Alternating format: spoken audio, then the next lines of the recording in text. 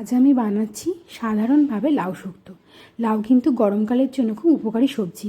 শরীর ঠান্ডা রাখে, পেটও ঠান্ডা রাখে। তো তার জন্য কড়াইতে সর্ষের তেল নিয়েছি, ভেজে নিচ্ছি উচ্ছেগুলোকে।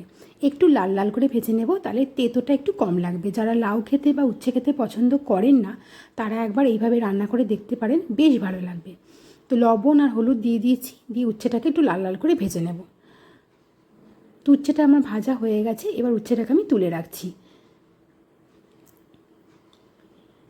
কড়াইয়ের মধ্যে বেশ কিছুটা তেল দিয়েছি, দিয়ে দিলাম 1 চামচ রাঁধুনি, 1 চামচ সর্ষে, আর দেবো একটা শুকনো লঙ্কা। শুকনো লঙ্কাটাকে কিন্তু তুলে রাখবো ভাজার পর। আর এখানে আমি আদা একটু থেতো করে নিয়েছি, এটা ফোড়ন দেব। মুখে পড়লে খুব ভালো লাগবে খেতে। দিয়ে দিলাম 2টো তেজপাতা ধুয়ে। ফোড়নটা মোটামুটি হওয়ার আগে আমি শুকনো লঙ্কাটা তুলে রাখছি। তো এবার ফোড়নটা মোটামুটি হয়ে গেছে। এবার এর মধ্যে আমি কেটে রাখা লাউটা দিয়ে দিচ্ছি।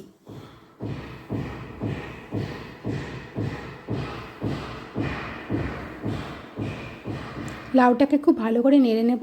আমি তার মধ্যে দিয়ে দিয়েছিলাম, লাউয়ের মধ্যে দিয়ে দিয়েছিলাম লবণ। লবণ দেওয়ার ফলে অনেকটা জল ছেড়েছে। ঢাকা দিয়ে দিয়ে রান্নাটা করতে হবে। তো শুক্তোতে একটু ঝোল ঝোল হলেই ভালো লাগে। তো এখানে আমি শিলপাটায় নিয়েছি রাঁধুনি, সর্ষে আর পোস্ত আর কিছুটা আদা। এটাকে খুব ভালো করে আমি বেটে নেব। এদিকে লাউ কিন্তু আমার সেদ্ধ হয়ে গেছে। তো শুক্তোতে সাধারণত হলুদ পড়ে না, তাই আমি হলুদ দিইনি, লবণ দেওয়া হয়ে গেছে। লবণ দিয়ে জলটা বেরিয়ে গেছে। এবার ভেজে রাখা উচ্ছেগুলো দিয়ে ভালো করে মিশিয়ে নেব লাউয়ের সাথে। তো আমার রান্না যদি ভালো লাগে অবশ্যই চ্যানেলটাকে সাবস্ক্রাইব করবেন, লাইক করবেন, শেয়ার করবেন।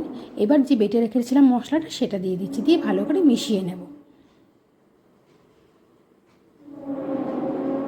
তো এবার দিচ্ছি পরিমাণ মতো চিনি। শুক্তো তো একটু ব্যালেন্স রাখার জন্য মিষ্টি দিলাম। তো চিনিটাকে ভালো করে মিশিয়ে নিয়ে আমি গ্যাস ওভেনটাকে বন্ধ করে দেব। তো সব শেষে একটু ঘি দিয়ে পরিবেশন করুন প্রথম পাতে এবং গরম ভাতে। অসাধারণ খেতে লাগে কিন্তু এই লাউ শুক্তো। একবার ট্রাই করে দেখবেন।